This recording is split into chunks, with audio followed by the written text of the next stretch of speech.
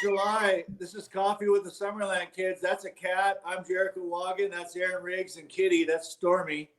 Yeah, so it is Thursday, July 4th, and it's episode 64 here on the Coffee with the Summerland Kids Coffee Talk Show. And it is 61 degrees currently in Summerland, and with a high today of 77. And they have an excessive heat warning for Santa Barbara, I guess, Summerland especially. But that's nothing compared to where you're at. Tomorrow, it's forecast to be 114 degrees. Oh my God! Wow.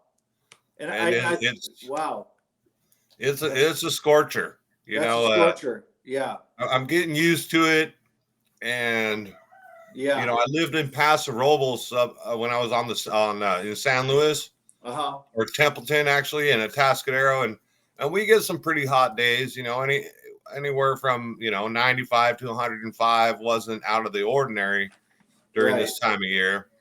Nice thing about living up over the hill is what we called it there in San Luis Obispo is you're only about 15-20 minutes away to the beach, right? And it is kind of real similar there in Morro Bay and stuff to Summerland, where you get that morning overcast. Mm-hmm. They call it June gloom. So a lot of times it'll be 100 or 105 in Atascadero or Templeton, and you get over to Morro Bay and it's 75 degrees. 30 degrees difference sometimes. Wow. One of that coastal weather. Yeah. God, well, there's no real forecast for change, huh? It's like pretty much like sunny every day style. Like that's the weather right now where you're at. Yeah, we're kind of in a heat wave. It's kind of a normal thing for July. We had a couple little light cloud days, but it's pretty much sunny and hot forecast. I guess when it goes down to below 100, that's when people kind of say that it's not so hot, but it's still. I got my cats here this morning. I guess they're really interested in what I'm doing. This is Billy. No, for sure. He's a beast. You can see. Yeah. He's got the little bobtail. Oh, that's cool. That's awesome. He's the cutest little cat. He came to the door when we got him. He just started meowing at the door, meow, meow, meow, and we let him in. And he just acted like, he just started looking around and acting like, this is my house. He was checking everything out. Classic. He gets really frustrated, but he's a little more, allows me to cuddle him a little more than the other one. Yeah. Orville's finest, or the Orville's built-in residence, huh? Oh man, he's an amazing cat. He just loves my girlfriend. He comes and sleeps at my feet. That's cool. And he kind of is a little bully to his little sister or his little girlfriend. We call it. Yeah. He gets in these playfuls. He gets the zoomies. Do your cats ever get the zoomies? Oh yeah, absolutely. Yeah, Jason, and you always hear because we have one cat that's maybe 5 or 7 years old, let's say, and he's the male cat, and then he's got these 2 grandma cats that he lives with, and he chases the grandma cats around sometimes, and hits them on the back as they're going up a chair. Just the classic, like you said, the schoolyard kid who's chasing the girls around, kind of a situation. Yeah, it's kind of funny because she won't, she'll kind of sometimes be in the mood, but she'll turn on him, and give him a swat. And it's cute. She was so scared when we first got her. She was hiding under the bed, and I had to lay down there for like 2 weeks. Come here and give her little treats and put her food out. And she'd let me pet her, and then she'd hide, and then she'd come out. And now she's just, you could tell she's just settled right in. If I'm petting her the wrong way, she'll turn and claw me. Right. Yeah. A little slap, and then sometimes she'll just get super cuddly and like just get in this mode, and she'll chew on my hand, and it's so cute. He's That's got awesome. Come here, Zoomer. Oh, he's such a big, good boy. Yeah. Good boy. Well, Say I'm hi glad to everybody. Say hi. Yay. So far, so good. I'm glad you're safe, man. Oh, yeah. Yeah. 28,000 people Oh, have been ordered to evacuate. it's amazing. There's so many people up there, man. I mean, obviously it's a beautiful place. I know that I looked at a little bit on the map. That's quite a big reservoir. That lake is huge. Oh, absolutely. It's huge, and Yeah. even though the cities around here aren't like big cities, Yeah. it's kind of spread out, you go for miles and miles and miles, and there's people, there's farmland and Yeah. these little towns all around, so there's a lot of people. Yeah. It's not real dense populated and stuff. It's a lot different than the city, where the nightlife around here is a little bit different. I don't think we have the nightlife like down in Los Angeles. Oh no, I know. Yeah, exactly. That's the same thing here. I have yet to really partake in that whole thing, but it's just like I know what you're saying. The country life is a lot mellower than the city life. That's for sure. Yeah. So last time we were talking, you were saying you've been thinking maybe getting a job or something. Are you? Yeah, possibly. I mean, I definitely. It's on my mind. I actually stopped by the Humane Society yesterday at the shelter, and my timing was great because the guy that I know out there, Adam, was walking one of the dogs, and he's a sweet guy. He's been there for a good probably 4 or 5 years, I guess. I'm just assuming. He was always the guy at the shelter, and I was always the guy at the thrift store. And as we were chatting, the executive director, the new executive director came and drove in. And so I was able to speak to her briefly, and I did fill out a job application for the shelter. She asked me if I could drive a truck, and I said, yeah, sure.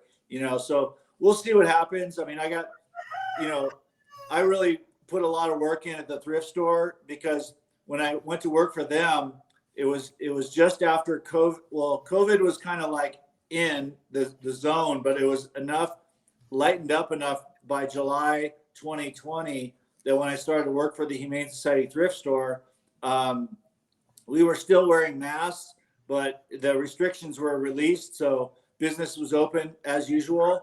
And I quickly caught on to the program, and then I started. At the time, they had a new manager, and they hired him on while I was there, essentially. So with new manager and myself, he backed my plays because I was essentially I somewhat created like the donation receiving department and took it serious as a department. But since I've gone, the tools are there, essentially like the carts, like the large laundry carts, and like the maids used to load laundry in. That's what we're using to receive donations. Because I prompted the manager, hey, we need these carts to bring donations in. Because I looked online and I looked at all the other thrift stores like Goodwill and Salvation Army and those major players in the thrift store game. And everyone's got carts. They're rolling those goods around on wheels. So essentially, I had to bring the wheel to these people. Nice. Yeah. So you worked at the thrift store up there where you're at then? Yeah. Of course. And you kind of so you just put in the one application at the at the shelter. Yeah, the shelter, just to be like possibly a change of pace if they decide to take me on at the shelter.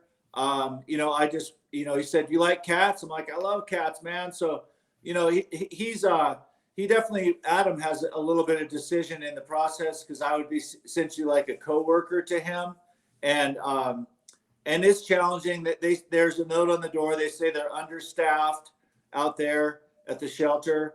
The pay is low, but it's not a money thing for me. Sure, the paycheck is important, but it's really about the cause for me. Like, it just shows where your heart's at. If you're willing to work for a nonprofit organization especially with the animals that are benefiting from it. Like that's a good core thing. Yeah, absolutely. I know that we went out to the. I've been out to the, I guess, Humane Society or Animal Shelter or whatever when I was living in San Luis Obispo, and they had these cat runs, right? So they had these cat runs, and they had like a caged area outside, and cool. A room inside, so the cats could crawl around. They had all these little carpeted paths and climbing posts. Nice. So some cats would be hanging outside, some cats would be hanging inside. Classic. And I have had a couple of dogs that I got from there.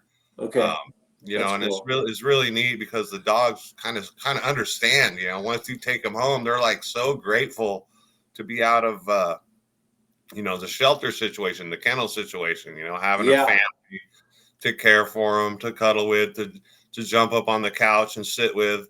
Yeah, exactly. You can just tell, even though they don't speak English, they do communicate, and you can tell that they're aware, even my cats, like I'll be brushing my teeth in the bathroom and the cats will look up in the mirror at me. And they'll kind of realize, I'll hold them up to the mirror and they'll kind of realize, oh, that's me. Wow. Which is kind of interesting, No, for sure.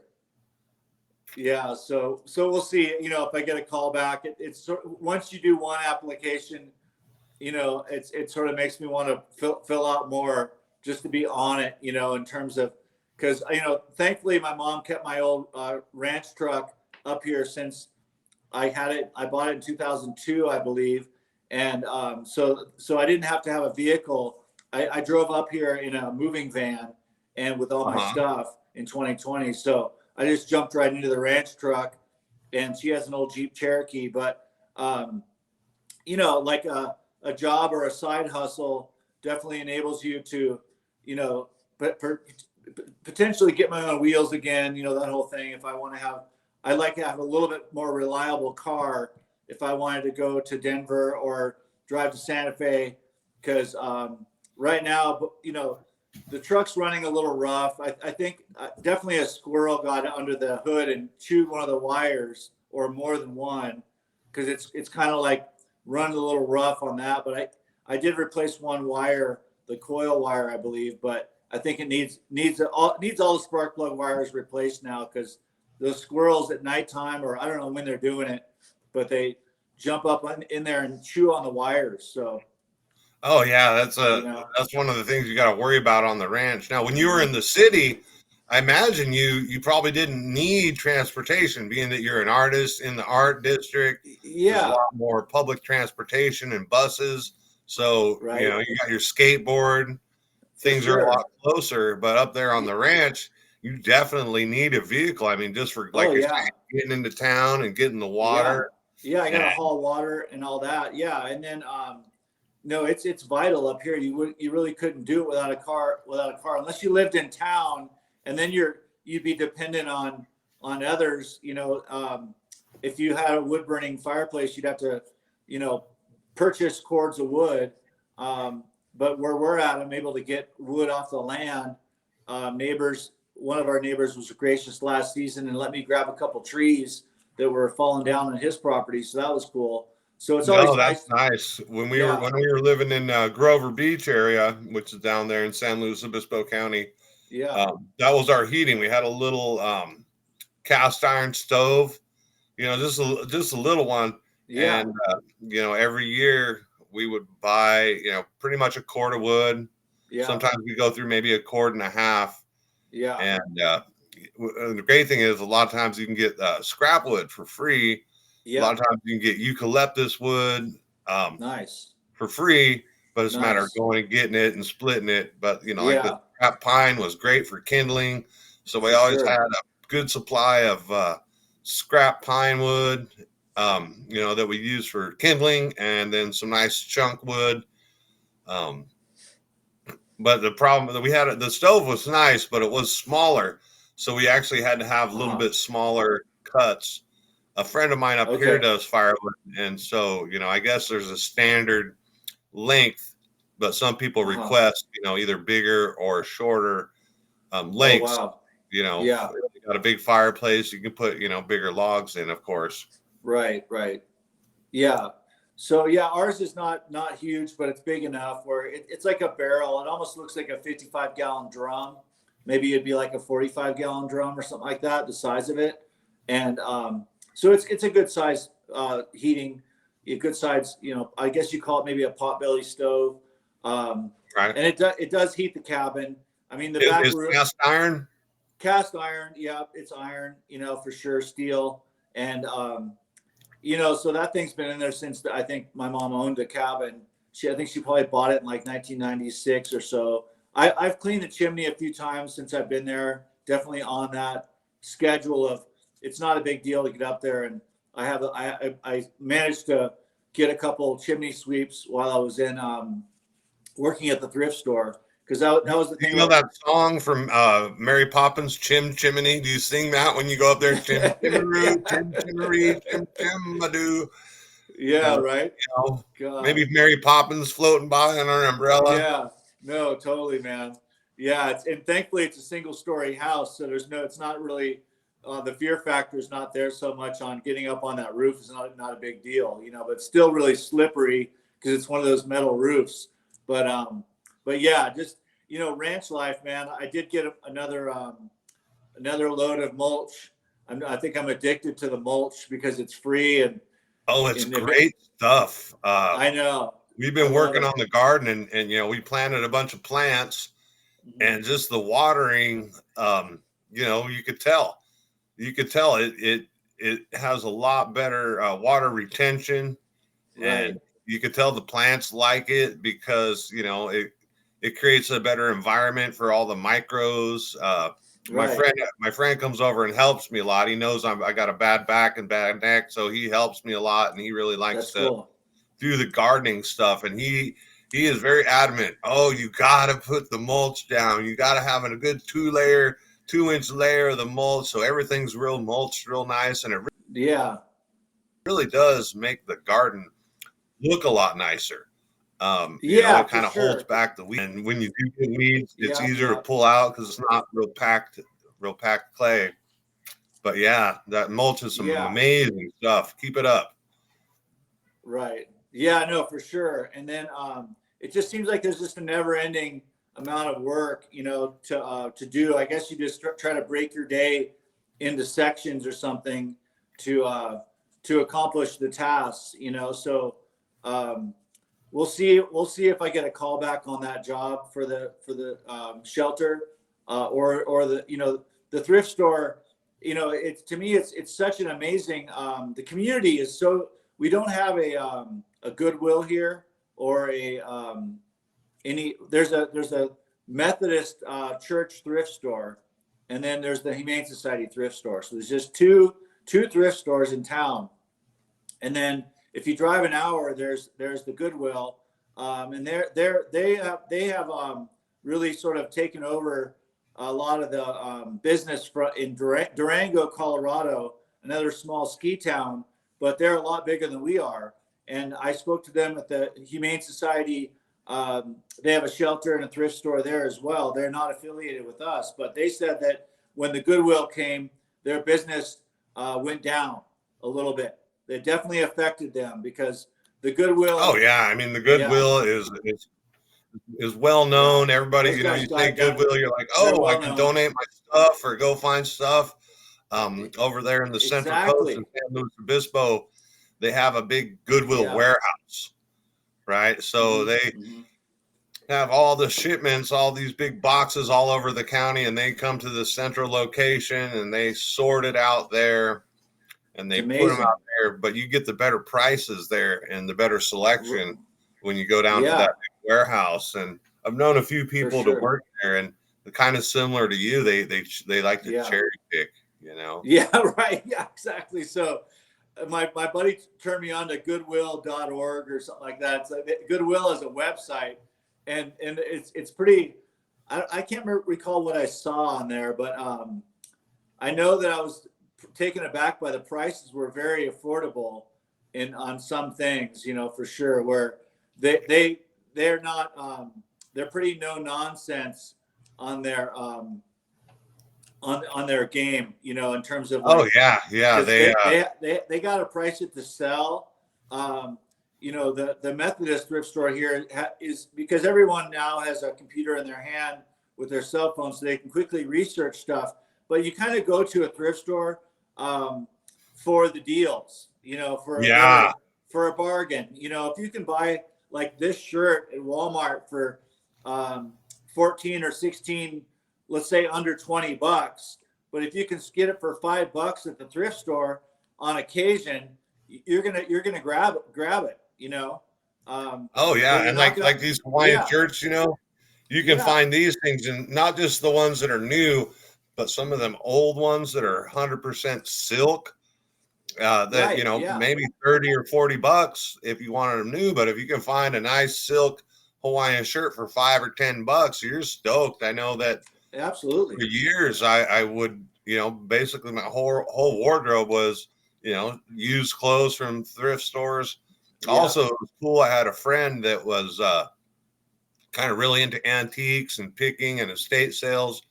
And from time to time, we'd go into the Goodwill and we'd look through the jewelry.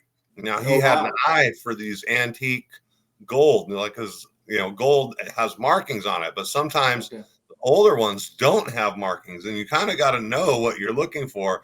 And more than once, we would go in with $5 or $10 and buy some of these jewelries, you know, these $2 or $5, maybe $10 jewelries, and turn right around and go to the pawn shop and pawn it off for gold, you know, for gold melt price. And you right, know, it's a little bit of a hustle. You got to know what you're doing, and you yeah, got to be smart. I've done, you know, like I was saying yesterday, all my trinkets, and I would always just buy the whole batch. It seems like the yard sales and the estate sales be like, oh, this is a box of trinkets.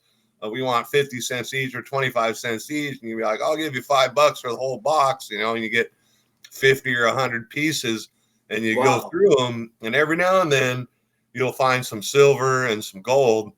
Um, okay, I've yet that's to cool. sell any of mine. I have it Yeah, no, kind of piling up in that's random cool. boxes in random places, but Yeah, yeah. That's cool. What was I going to tell you?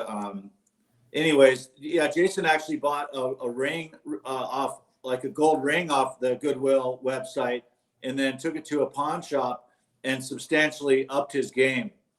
You know, so that was kind of an interesting little twist on, you know, oh, what I was going to say is eBay, dude. I've tried a couple times now to, you know, I would look up an item and I'm like, okay, I'm going to list this.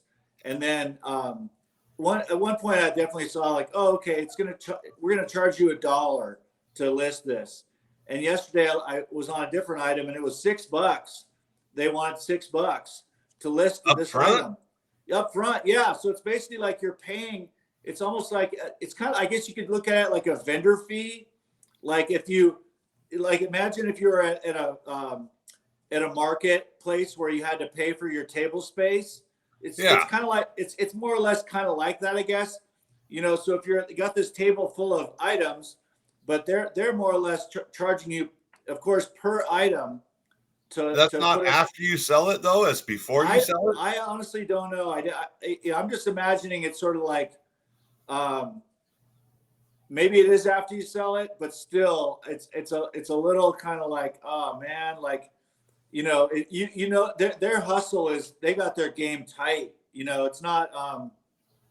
I imagine in the very beginning, I don't know what percentages they were making in the beginning. Maybe it was far less, but I think one of my friends was doing it way back in the day. I mean, this is when Napster was happening, and I remember being at my PC computer in frickin' 2002 or something like that, and he'd find books in Montecito on the side of the road, like when someone in their Montecito estate was pushing out their stuff from the yard sale that didn't sell or whatever. He'd Uh-huh. grab that, he'd grab it. So he got the stuff for nothing. And the way he looked at it, I think, is, hey, I got it for free. I'm just going to sell it. Even if it's only a couple bucks, I'm going to make a couple bucks, you know? So Yeah, every I think he penny had a adds great, up. yeah, he had a very open mind to it. Like he wasn't going after the $100 items, but on occasion, something that he would put up, people would bid crazy on it, because it was obviously he would happen upon items that were sought after by collectors or specific people. His dad focused on antique books and special old books, and that was a unique category. So, I guess it's just all about, it's all about starting with one thing. I just want to keep it simple. But I see who's really making the money in it, and it's the post office, essentially, is shipping. The post office. That's who's making the money, man. Yeah, because there's no. Yeah, I mean, yeah, I was doing it, and it was, you had a parcel post, but everyone wanted it. A parcel post could take 3 days, 5 days. Okay. But then they had the flat fee. I guess they call it the express. Okay. It was like $12 a package. So yeah, they're definitely making money. They're making money. Yeah. One thing I noticed too was, you see it on the news, all the shoplifters, and a lot of times people go on these shoplifting sprees, and then they'll sell their stuff on eBay. And it's a little bit different. You're getting it for free, so it doesn't matter.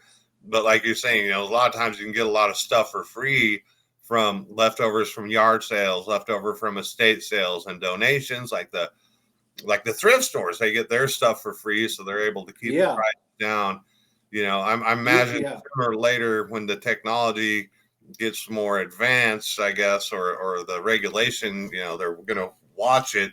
Maybe not, because you hear it all the time. The stores, especially here in California and the big cities, the big stores are moving out because I don't know the details, but basically it's a catch and release, or if it's less than $1,000, they don't even bother.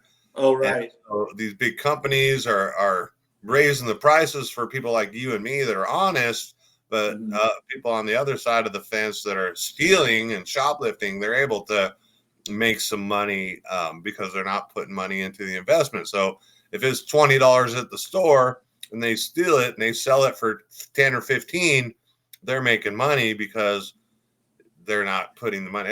I guess those are the troubles of the world today.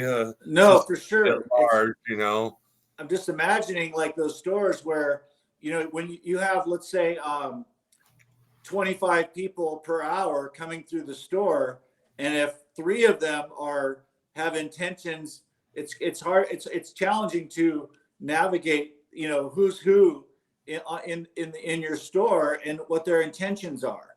And then with the self-checkout, it's just so much. Oh, I've got my cart of stuff.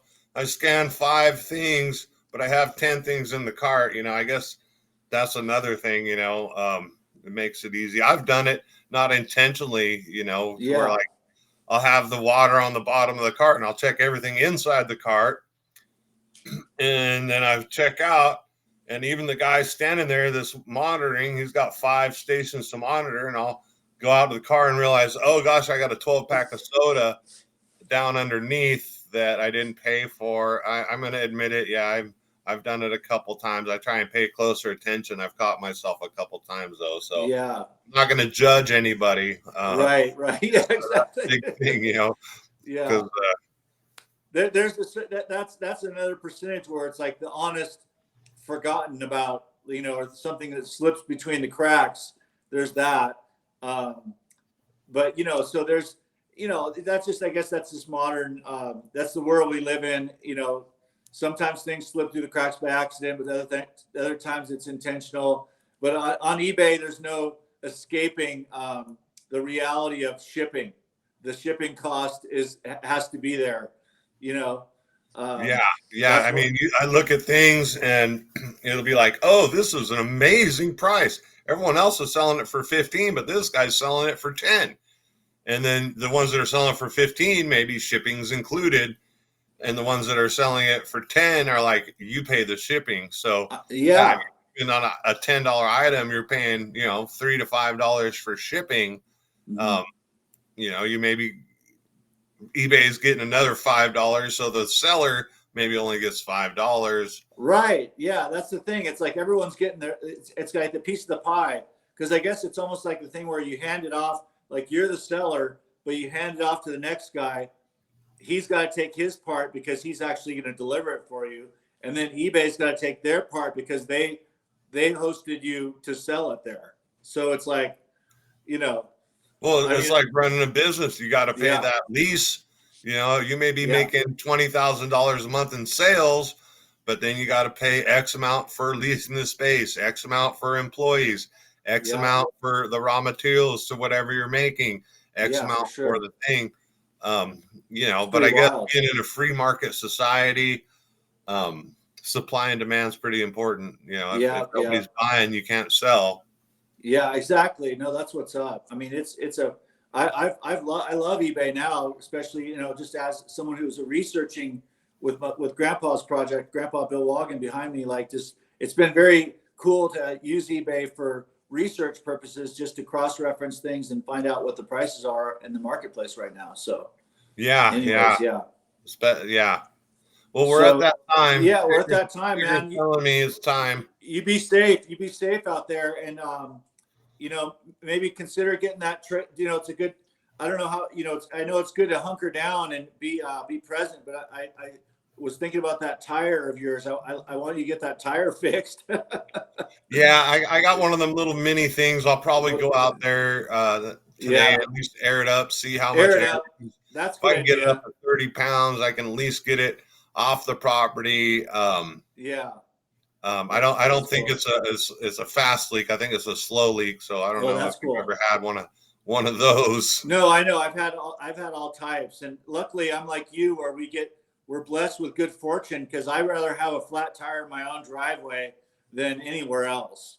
You know, like that way you're not out in the world with a flat tire going, okay, what do I do? But at least at home you got resources and angles to pull, you know, to make it happen at home is much easier than out in the world. Well, cheers, man.